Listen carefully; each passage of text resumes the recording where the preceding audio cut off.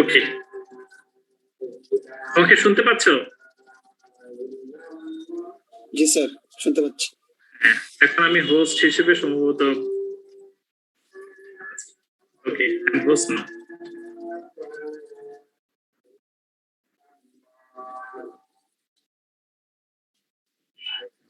so I have started recording.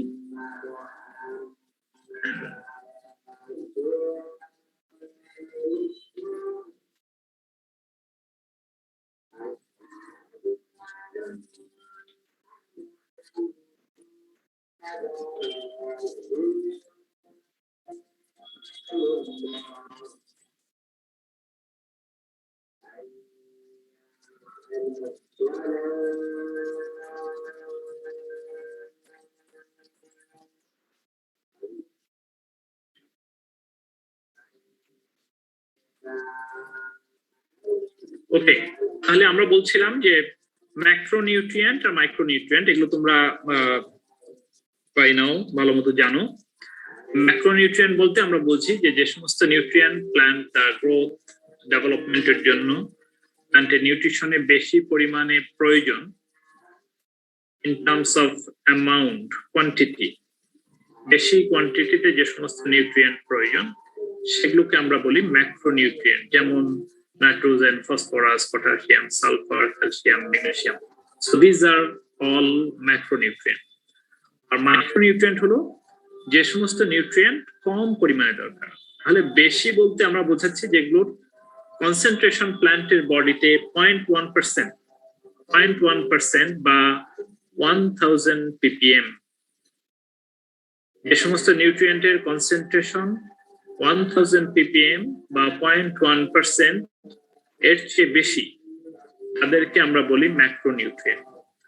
R micronutrient হচ্ছে যে সমস্ত নিউট্রিয়েন্ট প্ল্যান্টের জন্য কম পরিমাণে দরকার হয়। কম মানে কত? সেটার কনসেন্ট্রেশন প্ল্যান্ট বডিতে 100 ppm বা তার চেয়ে কম।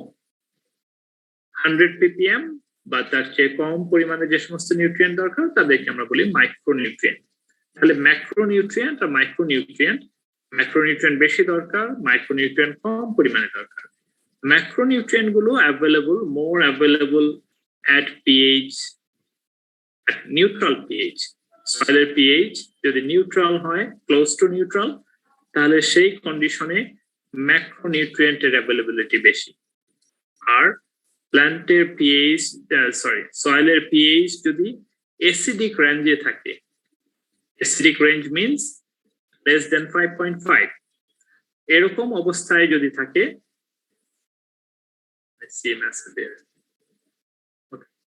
ওদের আইডি নাম্বার গুলো দেওয়ার দরকার নাই। This is a special class, so ID is not very important. Just কথাগুলো শোনো, আর কোন স্টেজে যদি না বুঝো সাথে সাথে সেটা রিপোর্ট করবে যে এখানে ধরতে পারোনি। তাহলে আমরা বলছি যে মাইক্রোনিউট্রিয়েন্ট যেগুলো সেগুলো কম পরিমাণে দরকার। কম মানে কত কম? আমরা বলছি 100 ppm বা তার চেয়ে কম পরিমাণে প্ল্যান্টের বডিতে থাকে, তাহলে এই নিউট্রিয়েন্ট গুলো অল্প পরিমাণে প্ল্যান্টের জন্য দরকার, কিন্তু অবশ্যই দরকারি কিন্তু কম পরিমাণে দরকার। তাহলে আমরা সিচুয়েশন বুঝলাম হচ্ছে সয়েলের pH যদি নিউট্রাল হয়, নিউট্রাল কন্ডিশনে ম্যাক্রোনিউট্রিয়েন্ট গুলো বেশি পরিমাণে অ্যাভেলেবল হয়। ম্যাক্রোনিউট্রিয়েন্ট বেশি পরিমাণে দরকার এবং সেটা বেশি পরিমাণে অ্যাভেলেবল হয় neutral pH। So this is a favourable condition. Macronutrient গুলো প্ল্যান্টেড নিউট্রিশনের জন্য বেশি পরিমাণে দরকার এবং এই নিউট্রিয়েন্ট গুলো বেশি অ্যাভেলেবল হয় হচ্ছে নিউট্রাল কন্ডিশনে। সয়েলের pH যদি নিউট্রাল হয়, 7 এর কাছাকাছি হয়, 6.5 থেকে 7.5।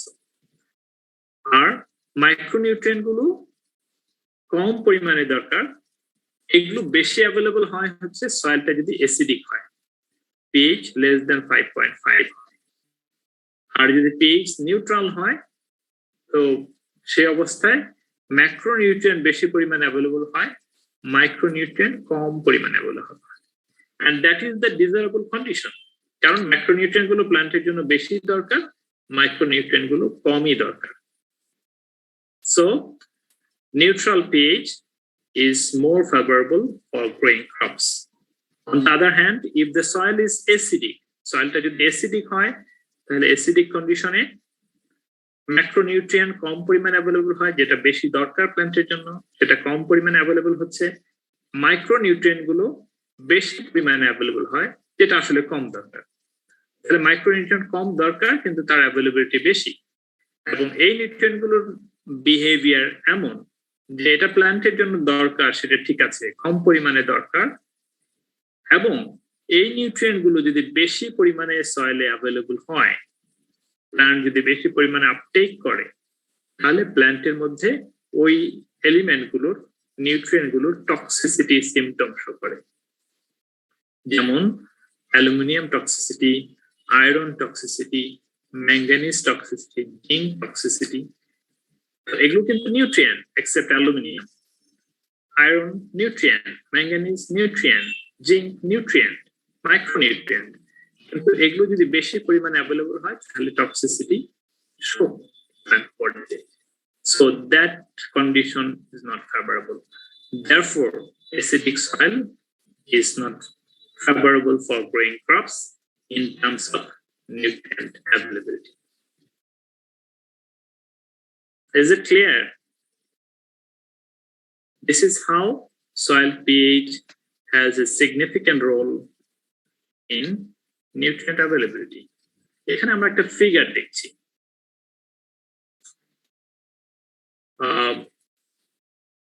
বিভিন্ন নিউট্রিয়েন্ট গুলোর কথা বলা হয়েছে, zinc, boron, copper, molybdenum, iron, manganese, phosphorus. হ্যাঁ বলো। আর স্লাইড ছোট অন করলে ভালো হয় স্যার। স্যার দেখতে পাচ্ছ না? এটা তো অন করা আছে স্যার, বড় করলে স্যার। এর চেয়ে বড় হবে না তো আর। প্রেজেন্টেশন মোডে আছে আমার। আমাদের স্যার ওই যে পিএইচএস মাস্টার ভেরিয়েবল ওই উইন্ডোটাই এখনো আছে স্যার, পরে যে ছবিটা সেটা আসেনি স্যার। এটা আসে নাই না স্যার। স্যার আপনি সম্ভবত অন্য উইন্ডো শেয়ার করতেছেন। অন্য উইন্ডো?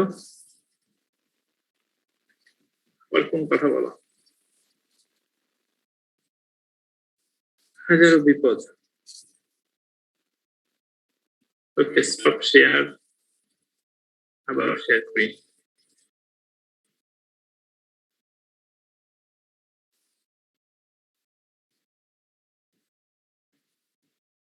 এখন দেখতে পাচ্ছ? এখন আগের মতনই স্যার। ফিগার 9.11। জি স্যার, দেখা যাচ্ছে। এখন দেখা যাচ্ছে? হ্যাঁ। ওকে, গুড। তাহলে আমরা এখানে বলছি যে বিভিন্ন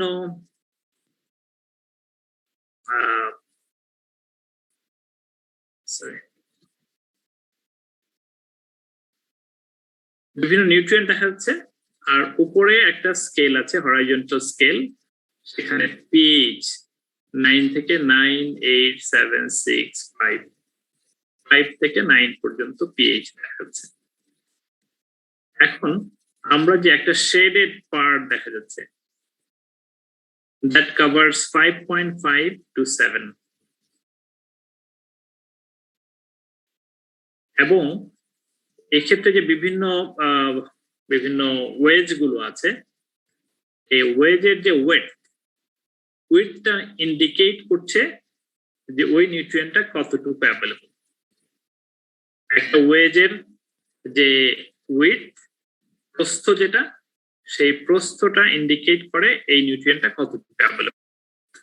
কিছু কিছু নিউট্রিয়েন্ট যেমন নাইট্রোজেন, পটাশিয়াম, সালফার, এগুলোকে আমরা দেখছি 5.5 পর্যন্ত এর অ্যাভেলেবিলিটি বেশি, তারপরে এটা একটা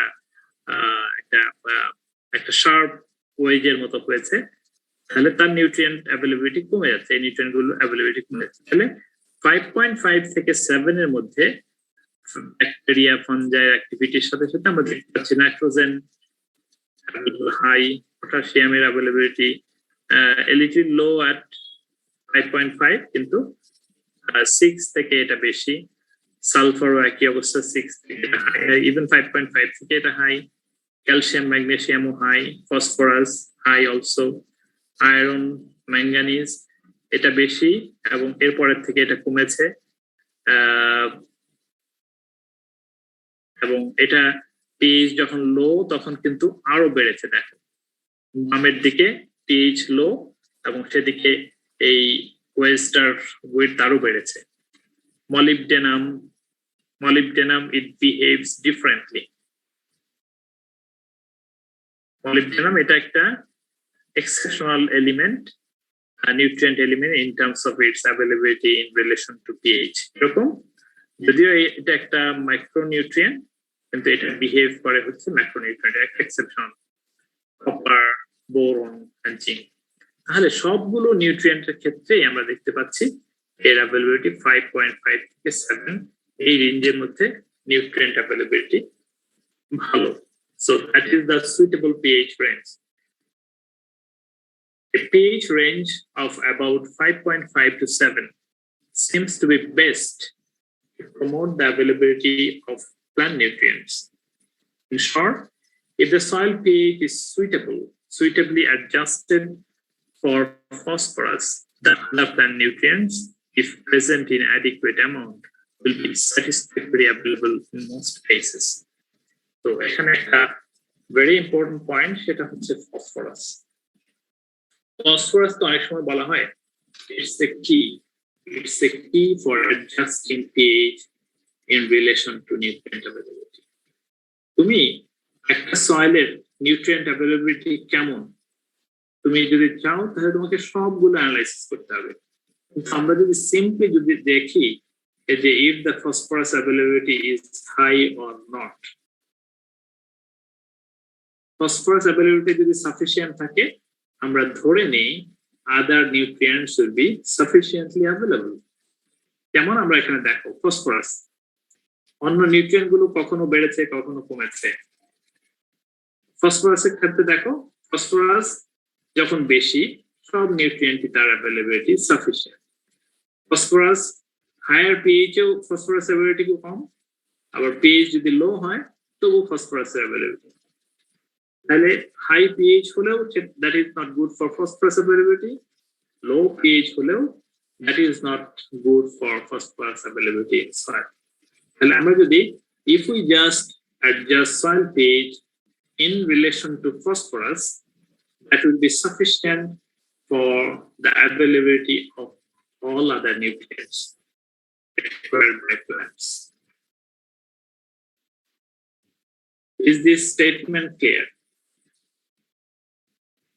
আমি যে কথাটা বললাম এটা এতটুকু কি ক্লিয়ার কিনা? How phosphorus is a key element for adjusting soil pH in relation to nutrient availability. বুঝতে পেরেছো?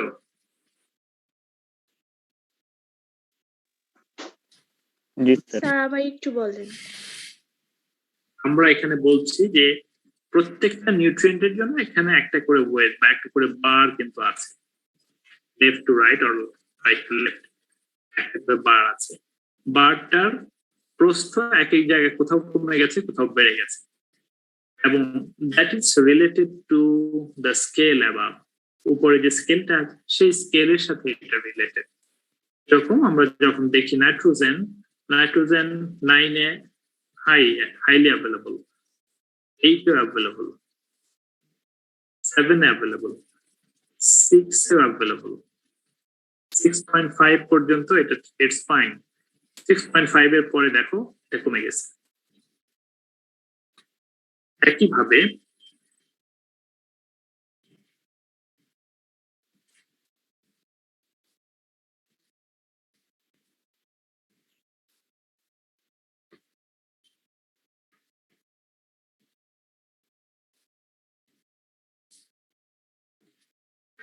আমরা যদি পটাশিয়ামের কথা দেখি, পটাশিয়ামও একইভাবে অ্যাভেলেবল এবং এটা যখন পিএইচ কমছে তখন পটাশিয়ামের অ্যাভেলেবিলিটি কমে গেছে।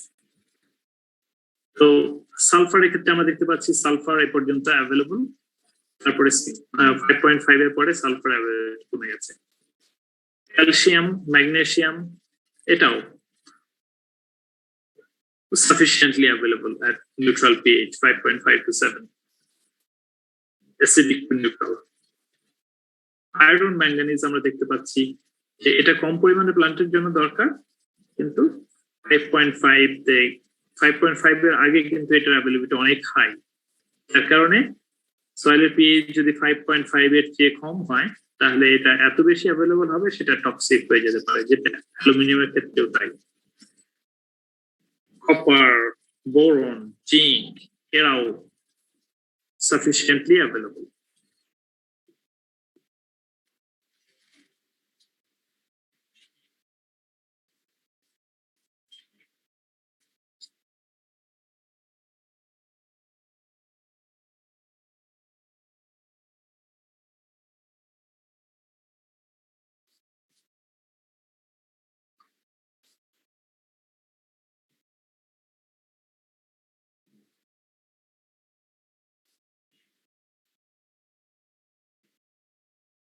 তাহলে এরা সবই অ্যাভেলেবল, কিন্তু ফসফরাসের ক্ষেত্রে দেখো, ফসফরাস এটা যখন 5.5,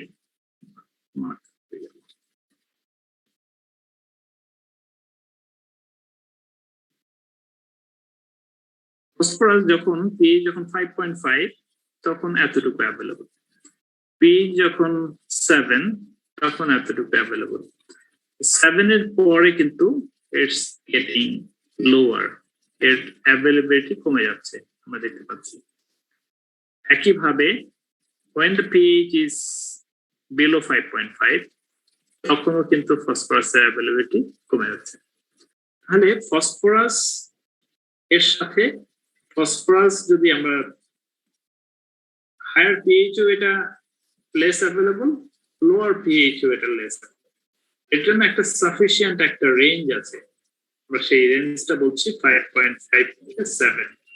এই রেঞ্জটার মধ্যে যদি আমরা সয়েল পিএইচ মেইনটেইন করতে পারি তাহলে ফসফরাস সাফিসিয়েন্টলি অ্যাভেলেবল হবে, এবং ফসফরাস অ্যাভেলেবল হওয়ার সাথে সাথে আদার নিউট্রিয়েন্ট গুলো এই রেঞ্জের মধ্যে সাফিসিয়েন্টলি অ্যাভেলেবল হচ্ছে।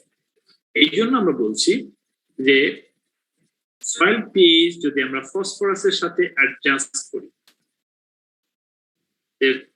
আমরা জাস্ট যদি চেক করি যে সয়েলের পিএইচ এত আছে, এই কন্ডিশনে ফসফরাসের অ্যাভেলেবিলিটি কত, যদি দেখি যে ফসফরাসের availability sufficient for plant nutrition, তাহলে that will be sufficient for other nutrients also.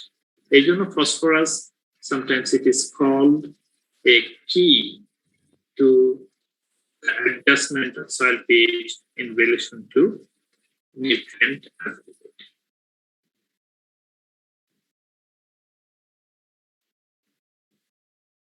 Clear করতে পেরেছি আমি? ক্লিয়ার হয়েছে নাকি you have got problem?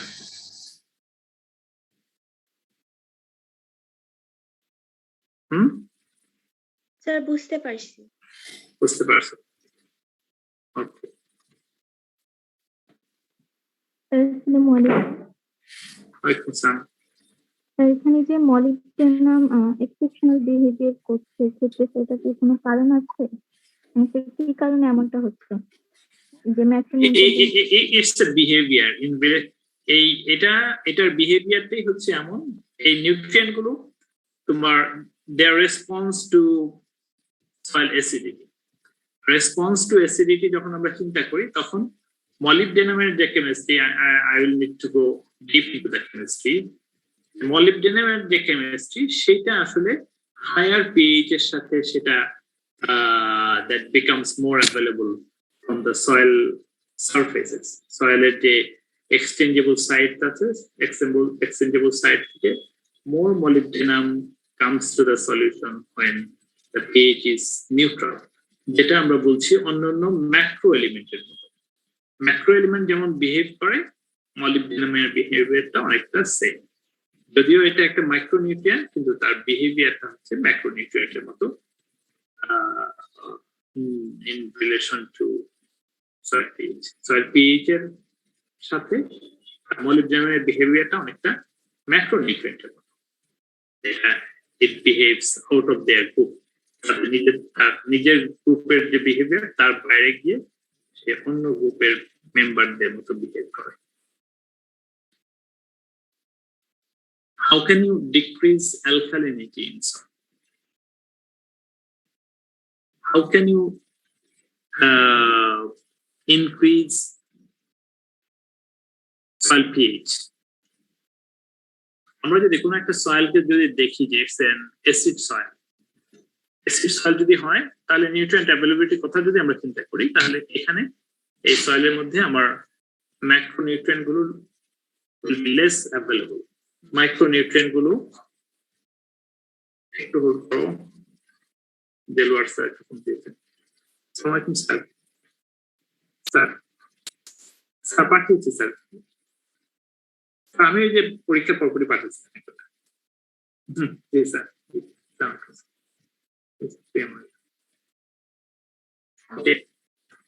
একটা সয়েল যদি অ্যাসিডিক হয় তাহলে ডেফিনেটলি সেখানে ক্রপ প্রোডাকশন প্রবলেম হবে। আমরা দেখলাম যে নিউট্রিয়েন্ট অ্যাভেলেবিলিটি এফেক্টেড হবে।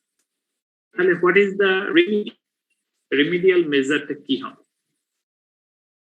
কি করতে হবে আমাদের? একটা সয়েল যদি অ্যাসিডিক হয় তাহলে কি করা উচিত? স্যার চুন অ্যাড করা যেতে পারে। চুন অ্যাড করা যেতে পারে, দ্যাটস এ গুড আনসার।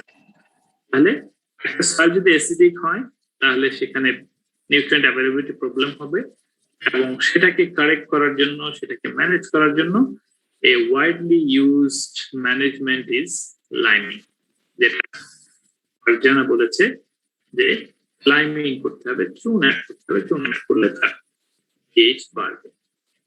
এখন আমার যদি কোনো একটা সয়েল অ্যালকালাইন হয় আর pH হাই, যেটা আবার নিউট্রিয়েন্ট অ্যাভেলেবিলিটির জন্য খারাপ, তো এই সয়েলটার pH আমি কমাতে চাই, then what to do? Sir ammonium sulphate use করতে পারেন। Ammonium sulphate, ammonium sulphate use করলে কি হবে? স্যার যতদূর মনে পড়ছে এটা অ্যাসিডিক ইন নেচার, তো সেক্ষেত্রে অ্যাসিডিটি বাড়াবে তো আরো,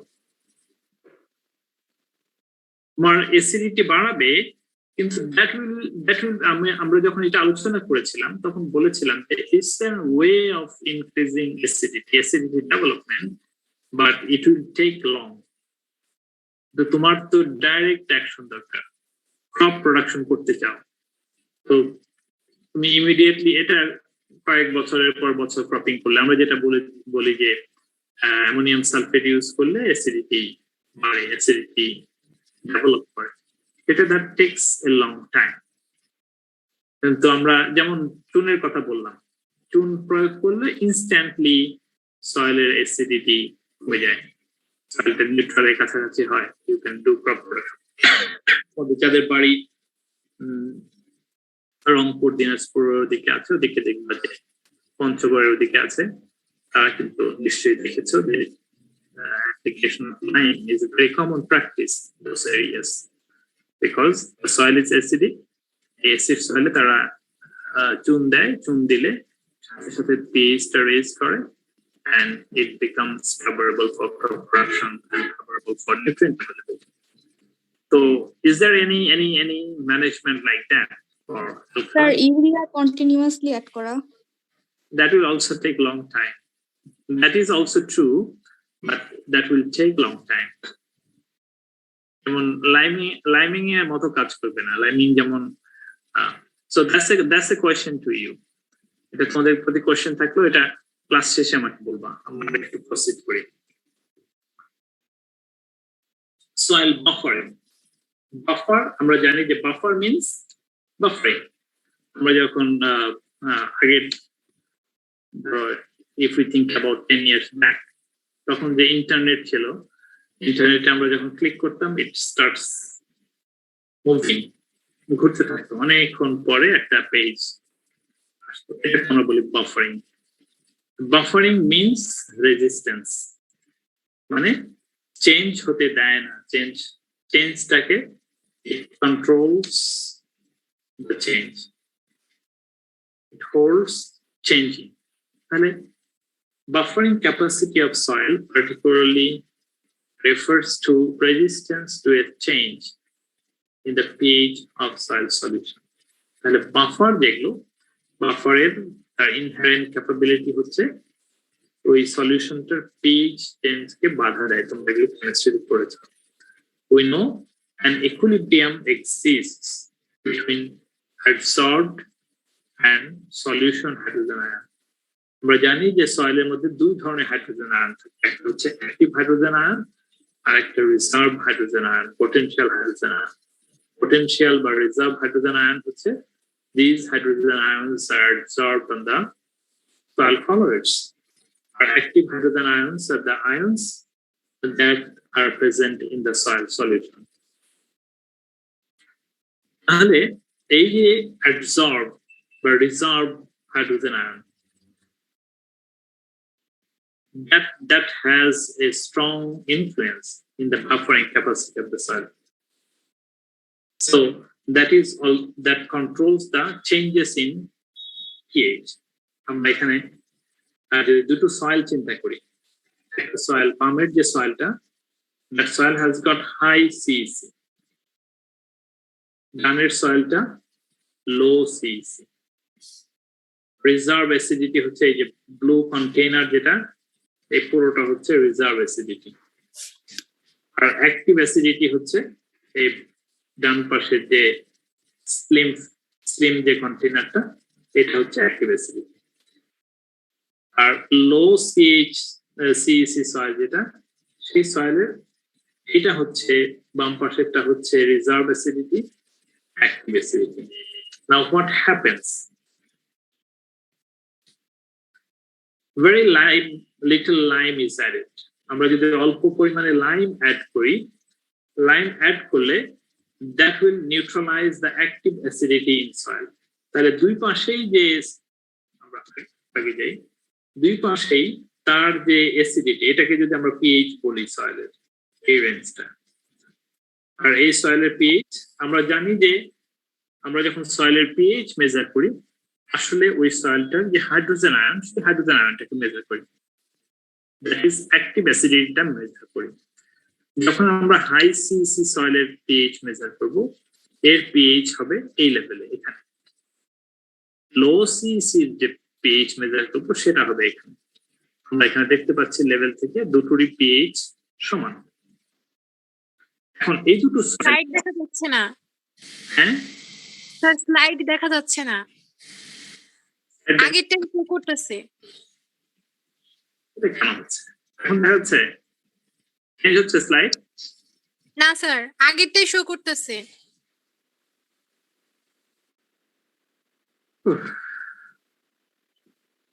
I don't know.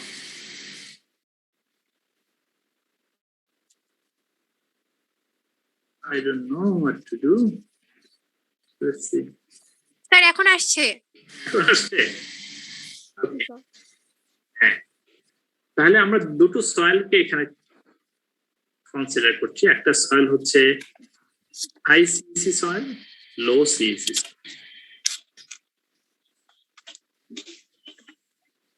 সিইসি কি মনে আছে? What is CEC? Cation exchange capacity. Sum total of exchangeable cation present in a soil. The soil exchangeable cation কি পরিমাণ আছে, সেটাই তার CEC ইন্ডিকেট করে।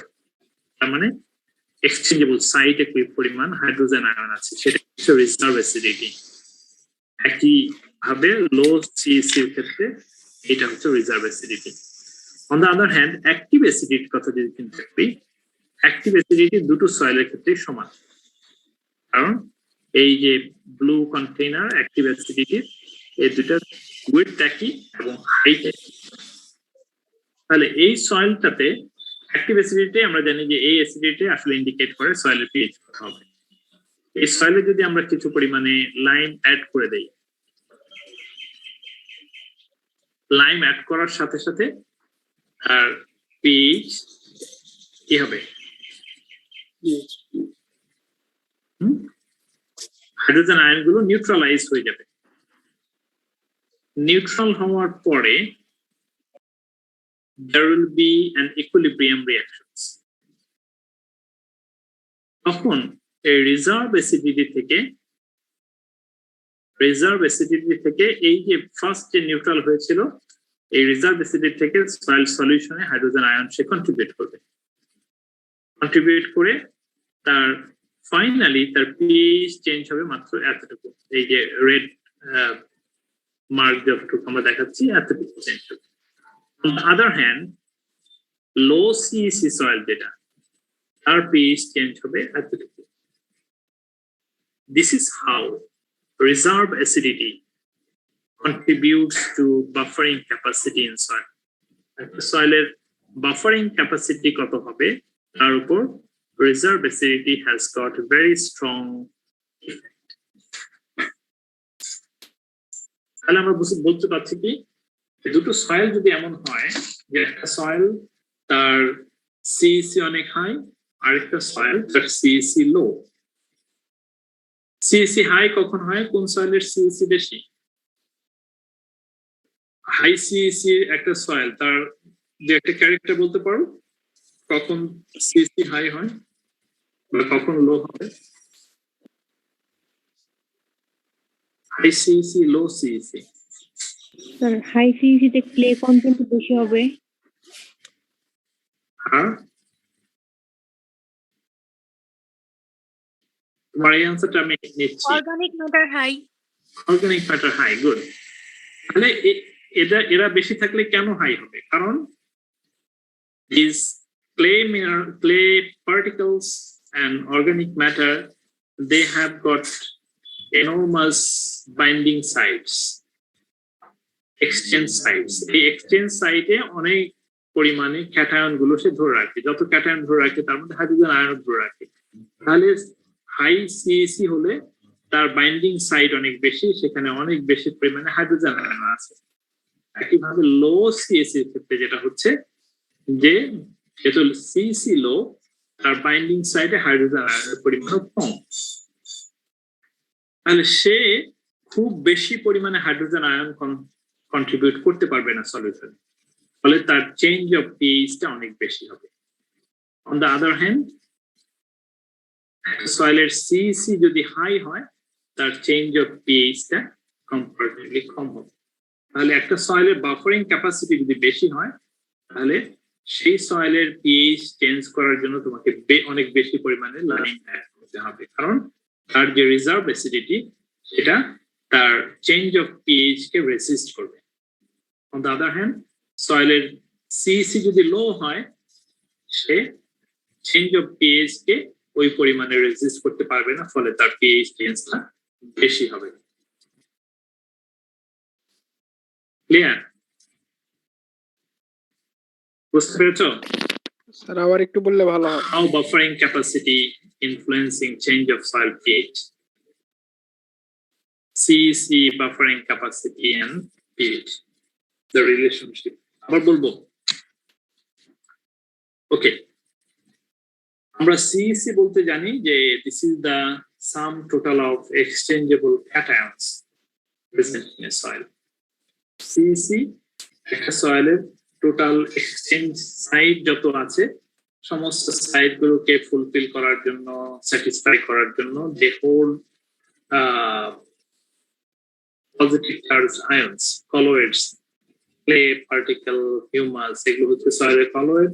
এগুলো নেগেটিভলি চার্জ হওয়ার কারণে সে পজিটিভ চার্জ আয়নগুলোকে ধরে রাখে। তাহলে হাই সিইসি সয়েলে প্রচুর পরিমাণে হাইড্রোজেন আয়নও রিজার্ভ অ্যাসিডিটি তার হাই থাকবে। On the other hand, low CEC ক্ষেত্রে রিজার্ভ অ্যাসিডিটি কম্পারেটিভলি কম হবে। আর কোন একটা সলিউশনের যে হাইড্রোজেন আয়ন আর তোমার রিজার্ভ যে hydrogen ion, that is potential hydrogen ion, এর মধ্যে সবসময় একটা ব্যালেন্স মেনটেন করে। যখনই কোনো কারণে যদি সলিউশনের পিএইচ ড্রপ করে তখন রিজার্ভ সাইট থেকে হাইড্রোজেন আয়ন সলিউশনে কন্ট্রিবিউট করে, ফলে যে ড্রপটা হয়েছিল সেটা আবার রেজ করে it comes to an equilibrium point. এখন এই যে ইকুইলিব্রিয়াম পয়েন্টে আনার যে capacity, that depends on the reserve acidity. এখন রিজার্ভ অ্যাসিডিটি যদি বেশি হয় তাহলে সে কিন্তু চেঞ্জটাকে বেশি পরিমাণে কন্ট্রিবিউট করে চেঞ্জটাকে কমায় দেবে। অন দ্য আদার হ্যান্ড, সেটা যদি রিজার্ভ অ্যাসিডিটি যদি কম হয় তাহলে সে চেঞ্জটাকে খুব বেশি রেজিস্ট করতে পারবে না, ফলে সেখানে পিএইচ চেঞ্জটা বেশি হবে। বুঝতে পারছি স্যার। ঠিক আছে? So this is how buffering capacity helps. So তোমরা যে কথাগুলো বলছো, buffering capacity of soil depends on CEC and percentage based saturation of soil. Higher is the CEC of soil, greater will be the buffering capacity. CEC যত বেশি হবে, buffering capacity তত বেশি। Again, CEC of soil varies with soil organic matter and clay content also. In this case, soil containing high organic matter and clay, application of lime would be larger to drive a given rise in soil pH.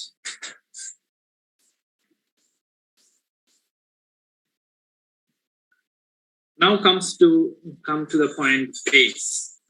Base material আমরা যেটা use করি, liming material যে use করি.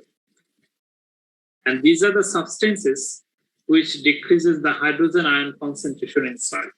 আসলে তো the change or activity of soil pH is the activity of hydrogen ion. তাহলে আমাকে soil pH বাড়াতে হলে বা কমাতে হলে তার হাইড্রোজেন আয়নকে কন্ট্রোল করতে হবে, হাইড্রোজেন আয়নকে নিউট্রালাইজ করা বা হাইড্রোজেন আয়নের পরিমাণ বাড়িয়ে দেওয়া। সেটা করলে আমার তার pH চেঞ্জ হবে। তাহলে লাইমিং বলতে আমরা বোঝাচ্ছি addition of hydroxyl ion and carbonates. They will actually increase the hydrogen ion, they will actually increase the pH of that particular soil. Base material, they react with hydrogen and remove it from soil solution. Sir আগের স্লাইডটাই show করতেছে sir. বারবার সামনে problem হচ্ছে, বুঝতে পারছি না।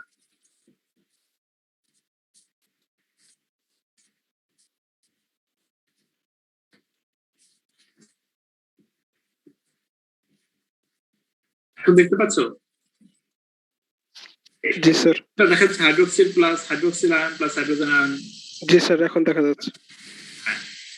তাহলে hydroxyl ion যদি somehow is added into the system, তাহলে সেটা হাইড্রোজেন আয়নকে নিউট্রালাইজ করবে, ফলে তার pH-টা রেজ করবে। এবং কার্বনেটও একইভাবে, কার্বনেট যদি আমরা সয়েলে অ্যাড করি, সেটাও হাইড্রোজেন আয়নকে নিউট্রালাইজ করবে, বাইকার্বনেট ফর্মেশন হবে, ফলে সয়েলের অ্যাসিডিটি কমে যাবে, অ্যালকালিনিটি বাড়বে, সয়েলটা নিউট্রালাইজেশনের দিকে যাবে। কমন বেসিস চেঞ্জ হয়েছে স্লাইড? আমরা কি পরের স্লাইডে যেতে পেরেছি? না স্যার, ওই হাইড্রোক্সিল এবং হাইড্রোজেন আয়ন ওইটাই দেখাচ্ছে। এখন দেখা যাচ্ছে স্যার। তাহলে আমরা স্লাইডের প্রেজেন্টেশন না যাই, প্রেজেন্টেশনটা মনে হয় প্রবলেম করছে।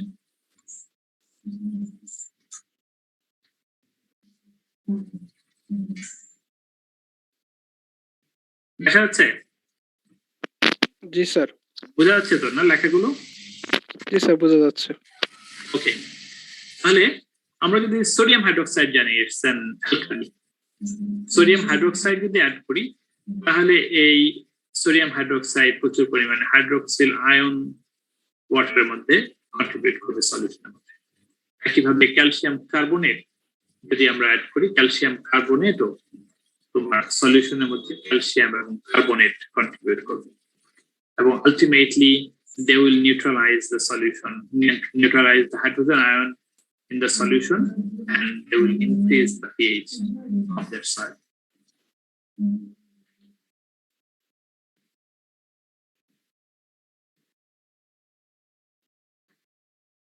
তাহলে আমরা যেটা বলেছি যে তোমরাই বলেছো লাইমিং করে আমরা সয়েলের pH বাড়াতে পারি। Generally used limes are calcium and magnesium carbonates, calcium carbonate, magnesium carbonate. এই লাইমিং ম্যাটেরিয়াল গুলো আমরা সয়েলে অ্যাড করি সয়েলের pH বাড়ানোর জন্য। What actually happens? What is the underlying principle? How calcium carbonate increases soil pH? আমরা যদি দেখতে চাই, ক্যালসিয়াম কার্বনেট আমরা যখন জমিতে অ্যাড করি, reaction with water, it dissolves in water and dissociates as calcium and carbonate. And that carbonate then reacts with hydrogen ion and forms bicarbonates. And bicarbonate contribute to higher pH in the soil.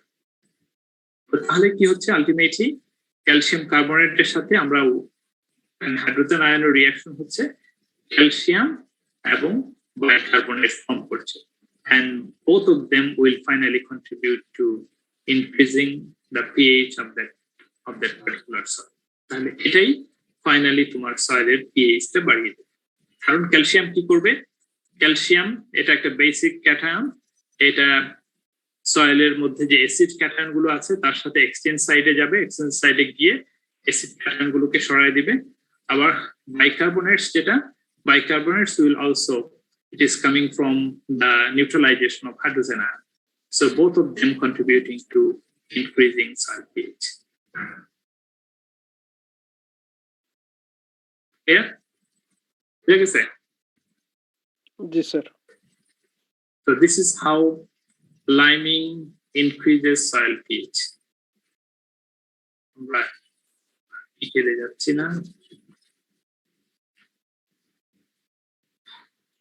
So liming, আমরা জানি already, liming is the action of amendment of calcium and magnesium into the soil.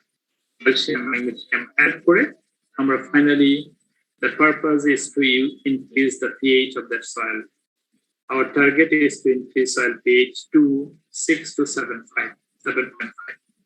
এই রেঞ্জের মধ্যে নিতে চাই, কারণ হচ্ছে that is the favorable range for successful crop production. And what are the purposes of liming? To increase the pH, to supply calcium and sometimes magnesium. এবং এখানে বলা হচ্ছে কারণ আমরা জানি যে calcium, magnesium, these are nutrients also. তাহলে এটা যখন জমিতে আমরা অ্যাপ্লাই করি, জমিতে ultimately calcium, magnesium nutrients হিসেবে অ্যাড হচ্ছে। And to reduce the toxicity of aluminum, manganese, iron. আমরা জানি যে under acidic condition aluminum, manganese, iron এদের availability বেড়ে যায়, so আমরা যখন লাইমিং করছি এদের availability কমে যাবে এবং ultimately we can avoid the toxicity from these three elements like aluminum, manganese, iron. So these are the purposes of liming, and these are the list of liming materials available in the market, available for using in the soil, but all are not available and used. The mostly used liming material is calcic limestone, calcium carbonate যেটা এটাই এটাকে agricultural lime বলে এবং এটাই জমিতে বেশি পরিমাণে use হয়। And there are some other options like dolomitic lime, calcium magnesium carbonate, lime, calcium oxide, hydrated lime, calcium hydroxide, coral lime shell, calcium carbonate, chalk powder, that is also calcium carbonate, blast furnace bag, calcium silicate. Then others such as wood ash, ground oyster shell. These are also some examples of liming materials. Sir, now we have got a big list of liming material. Sir, wood ash কিভাবে কাজ করে sir? হ্যাঁ, wood ash কিভাবে liming material হিসেবে কাজ করে sir? wood ash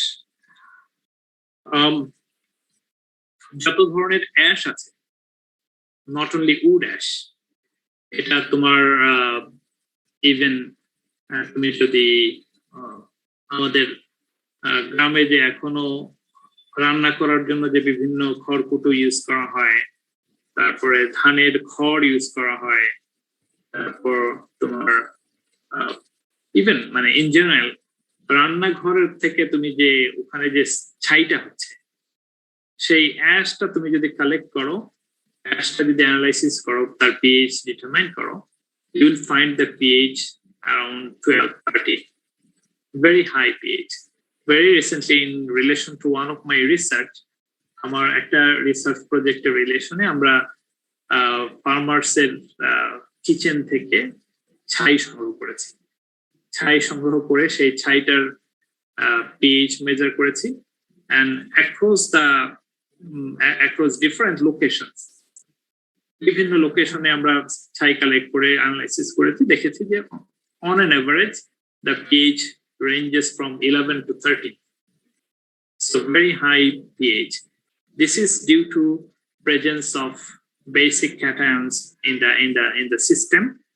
That basic cations actually contributing to increasing pH of ash materials. যত ধরনের ash আছে, all ash materials has got very high pH. Okay, so তাহলে আমাদের we have got different options. এর মধ্যে থেকে আমরা মেইনলি ইউজ করি যেটা, সেটা হচ্ছে calcic lime, বলা যায় আমরা agricultural lime. And this liming has got tremendous effect. Liming জমিতে normally একবার লাইমিং করলে it works for 3 years, 3 বছর পর্যন্ত আর লাইমিং না করলেও চলে, and the usual dose is 3 ton per hectare. 3 ton per hectare lime যদি তুমি দাও তাহলে in general, মানে generally আমরা যদি বলতে চাই, definitely it depends on the pH of the soil. pH যদি খুব লো হয় তাহলে একটু বেশি পরিমাণে লাইম প্রয়োজন হতে পারে, pH যদি comparatively higher range থাকে তাহলে কম পরিমাণে লাইম অ্যাড করলেও চলবে। Again with the buffering capacity কেমন ছিল এগুলো তো আছেই। তারপরে in general একটা প্র্যাকটিস হলো যে you will be using 3 ton lime per hectare, and if you apply once, you need not to apply in the next 2 years, following 2 years. If you do not add it, still the pH will be maintained at the crop suitable level. And if we think about the positive effects of liming, it has got benefits in the physical properties, benefits in modifying the chemical properties and biological properties. Liming may help improve the structure of soil. It improves soil structure. It may help decrease the bulk density of soil. You know about bulk density কমিয়ে দেয়. It may help increase the infiltration capacity, increases the infiltration capacity of soil. It may help reduce the soil erosion কমিয়ে দেয়. How? প্রত্যেকটার ক্ষেত্রে কিন্তু how একটা প্রশ্ন আছে। Liming help improve soil structure. How? Liming decrease bulk density. How? Increase the infiltration capacity. How? Reduce the soil erosion. How?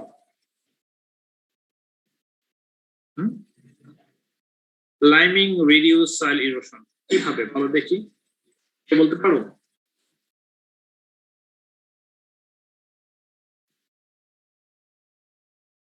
Liming কিভাবে soil erosion কমিয়ে দিবে?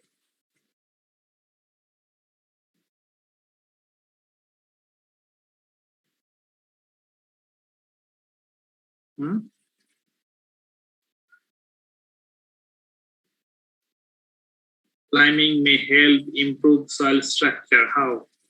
তোমরা 5 বছর সয়েল সায়েন্স পড়ে আসছো, সুতরাং এগুলো তো তোমার সয়েল সায়েন্সের নলেজ থেকে এটাকে অ্যাড্রেস করতে হবে। লাইমিং এর মধ্যে আমরা জানি ক্যালসিয়াম আছে, ক্যালসিয়াম ম্যাগনেসিয়াম, তাদের প্রপার্টি হচ্ছে স্টিকিং প্রপার্টি, স্টিক করে। তাহলে স্ট্রাকচার ফরমেশনের জন্য একটা পার্টিকেলকে আরেকটা পার্টিকেলের সাথে জোড়া দেওয়ার জন্য you need sticking material, সেটা হিসেবে কাজ করবে calcium. that will reduce erosion.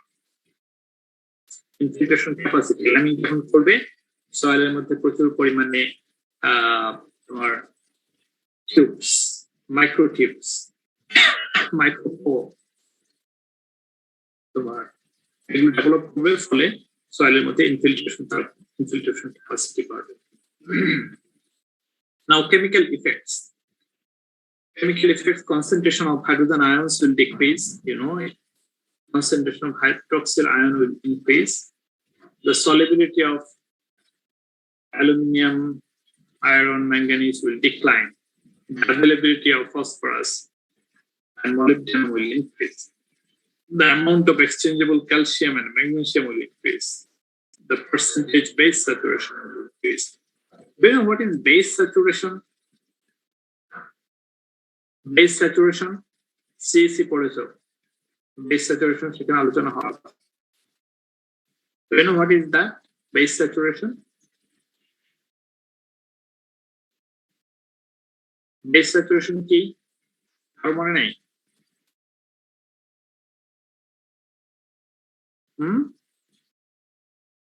কেউ বলতে পারো base saturation কি?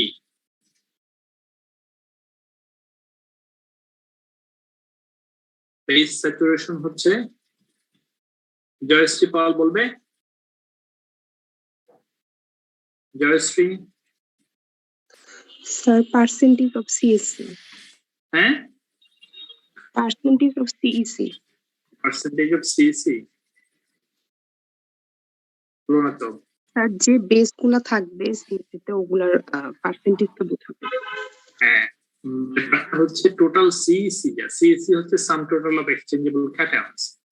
সয়েলের মধ্যে যতগুলো এক্সচেঞ্জেবল ক্যাটায়ন আছে তার মধ্যে বেস ম্যাটেরিয়াল যতগুলো, বেসিক ক্যাটায়ন যতগুলো, সেটাই হচ্ছে তার পার্সেন্টেজটাই হচ্ছে বেস স্যাচুরেশন পার্সেন্টেজ। যেমন আমরা যদি এভাবে চিন্তা করি যে একটা সয়েলের মধ্যে টোটাল 100টা এক্সচেঞ্জেবল সাইট আছে, 100টা এক্সচেঞ্জেবল সাইটের মধ্যে 100টা ক্যাটায়ন আছে, তাহলে তার সিইসি হচ্ছে 100। এর মধ্যে 100টার মধ্যে ধরো 15টা হচ্ছে তোমার basic cation like sodium, potassium, এগুলো হচ্ছে 15টা, আর বাকিগুলো হচ্ছে অ্যাসিড ক্যাটায়ন। তাহলে এই 15 হচ্ছে তার 15% হচ্ছে তার বেস স্যাচুরেশন পার্সেন্ট। এক্সচেঞ্জেবল ক্যাটায়নের কত পার্সেন্ট তোমার বেসিক ক্যাটায়ন, সেটাই হচ্ছে তার base saturation percentage.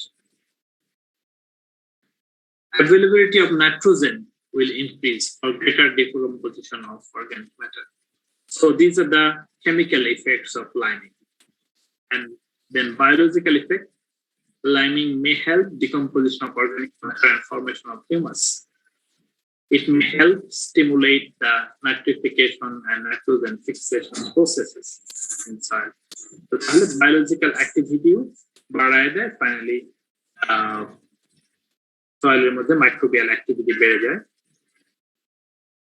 So this is how liming is making a favorable environment for improving soil physical, chemical, and biological properties.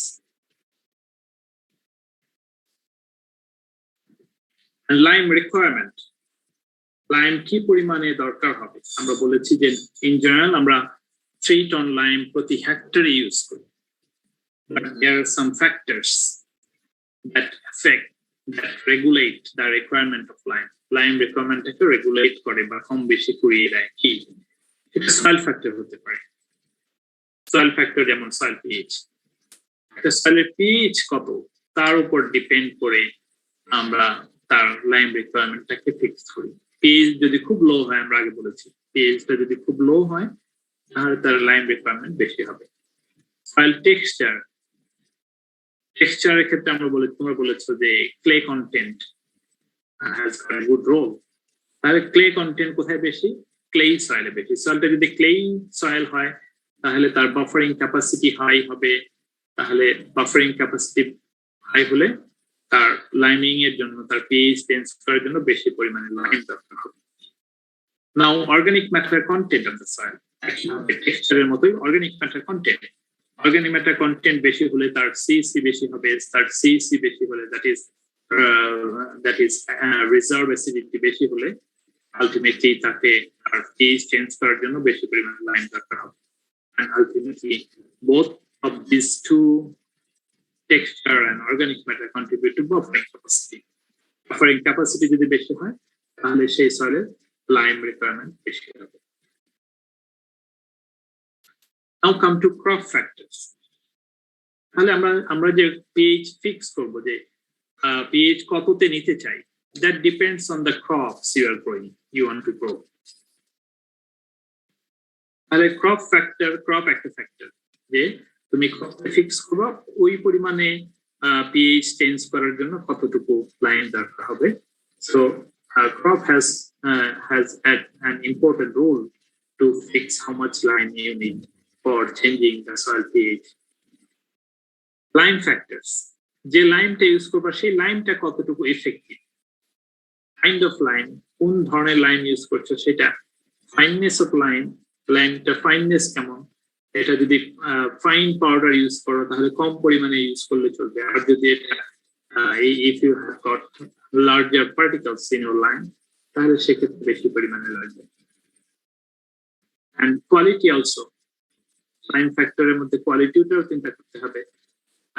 যে লাইম তুমি জমিতে লাইম দিচ্ছ কিন্তু ওখানে যদি আমাদের বেশিরভাগ জিনিসের ক্ষেত্রে যেটা দেখা যায় যে ভেজাল থাকে, ইভেন লাইমের মধ্যে যদি ভেজাল থাকে তাহলে কম পরিমাণে লাইম দিলে তোমার কাজ হবে না, বেশি পরিমাণে দিতে হবে ভেজাল lime. So you need to be careful about the quality of your lime. And for the miscellaneous factors, cost involvement, লাইমের দাম অনেক বেশি, এটা আমার অনেক সময় দিতে চায় না, so we need to make it economically profitable. এটা যদি প্রফিটেবল না হয় তাহলে হবে না। সো ওভারঅল ফাইনাল কথা হচ্ছে যে ফার্মার তখনই লাইম জমিতে দেবে যখন সে দেখবে যে না আমি যদি লাইম প্রয়োগ করি তাহলে আমার আলটিমেটলি বছর শেষে যখন প্রিপারেশন করবে ক্রপ হারভেস্টের পরে সে যাতে এখান থেকে লাভ হয়, সে যদি লাভ হয় তাহলে ফার্মার উৎসাহিত হবে lime. So these are the different factors that will influence the fixation of that will contribute to designing the amount of required amount of lime for production, successful production.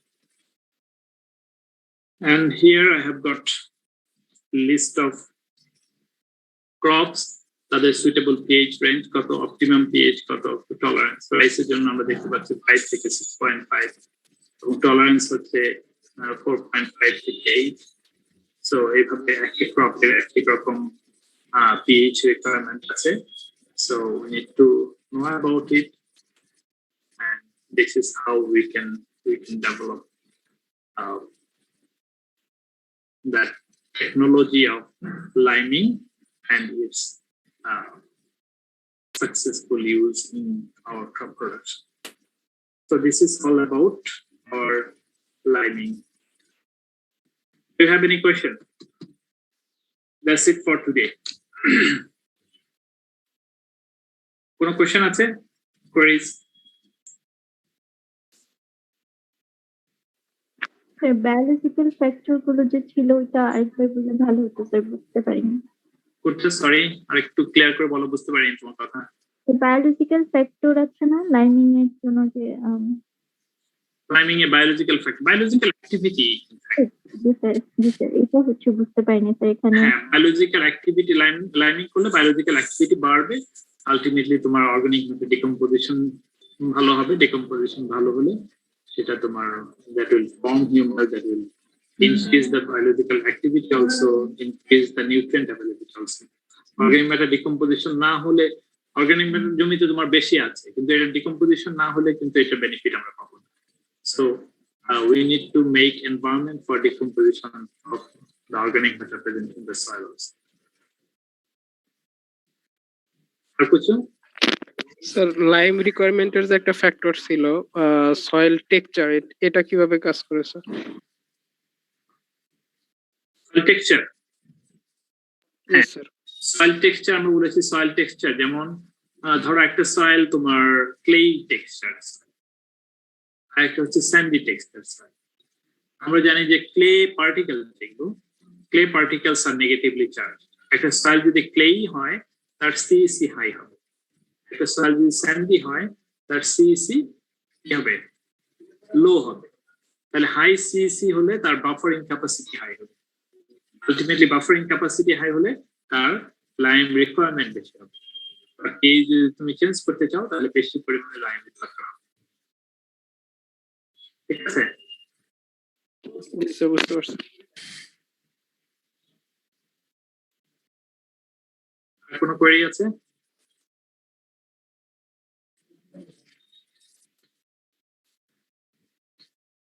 আমাদের ক্লাসে তো ছাত্র সংখ্যা কমে গেছে দেখি।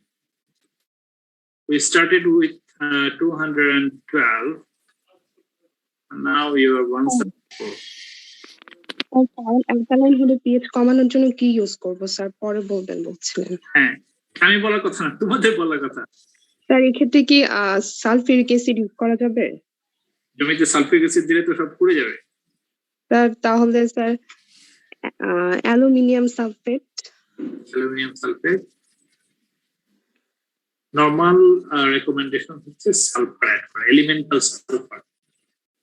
মার্কেটে যেরকম আমরা লাইম পাওয়া যায়, একইভাবে যে সমস্ত দেশে high pH is a problem, অনেক বেশি এলিমেন্টাল সালফার মার্কেটে পাওয়া যায়। এলিমেন্টাল সালফার জমিতে দিলে সয়েলের পিএইচটা আস্তে আস্তে লো কমে যাবে, পিএইচ কমবে। আমরা লাইমিং এর অপোজিট প্র্যাকটিস হচ্ছে application of sulphur, elemental sulphur. Sir লিফের যে কম্পোস্টটা হয় স্যার, ওটা দিলে কি পিএইচ কমবে? Leaf compost. কোনটা? Sorry, leaf compost. কম্পোস্ট। জি স্যার, লিফ কম্পোস্ট, লিফের যে compost. Leaf compost normal compost বা ইট ডিপেন্ডস তুমি কি ধরনের ম্যাটেরিয়াল দিয়ে কম্পোস্ট করলা সেটা। তুমি যদি ধরো আমরা একবার একটা স্টাডি দেখেছিলাম, তোমার কলা পাতা দিয়ে যদি কেউ কম্পোস্ট করে, তো এখানে প্রচুর পরিমাণে ক্ষার আছে, তো আলটিমেটলি এই কম্পোস্ট যদি অ্যাড করো তাহলে তোমার পিএইচ বাড়বে। তো কম্পোস্টিং ম্যাটেরিয়াল কেমন সেটা এখানে ডিটারমাইনিং ফ্যাক্টর। কিন্তু নরমালি কম্পোস্ট অ্যাড করলে খুব বেশি পিএইচ কমে না।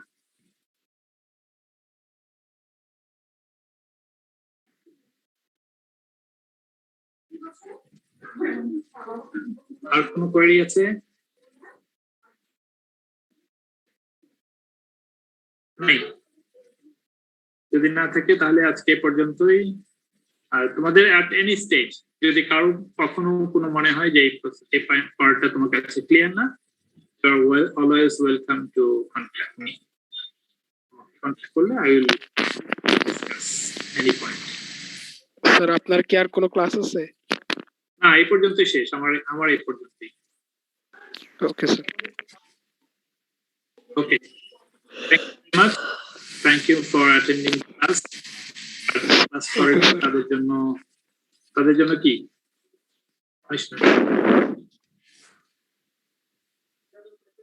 Okay. Okay sir. স্যার আসসালামু আলাইকুম। For now, bye for today. Alaikum assalam.